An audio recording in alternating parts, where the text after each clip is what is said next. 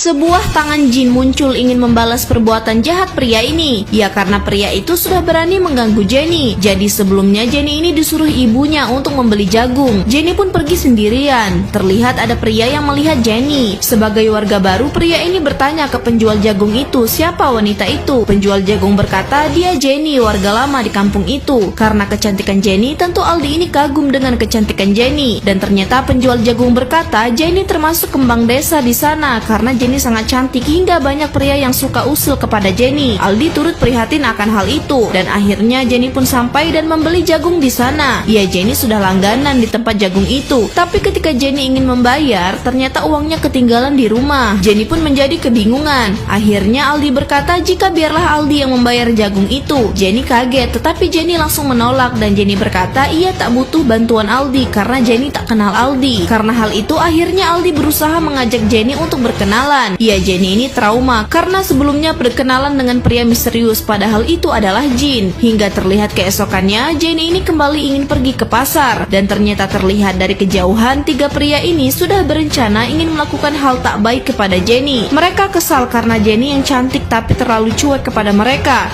Dan benar saja saat Jenny lewat, Jenny langsung ditarik oleh mereka. Ya, Jenny sudah biasa dengan gangguan dari pria jahat itu. Namun di sana jalan sudah buntu. Tetapi akhirnya Aldi muncul dan melihat kejadian itu. Aldi langsung berusaha menolong Jenny saat itu. Tiga pria jahat itu pun akhirnya kabur. Jenny pun kabur tanpa berterima kasih kepada Aldi. Dan di sisi lain terlihat tiba-tiba muncul tangan jin dan langsung membalas perbuatan pria yang jahat kepada Jenny.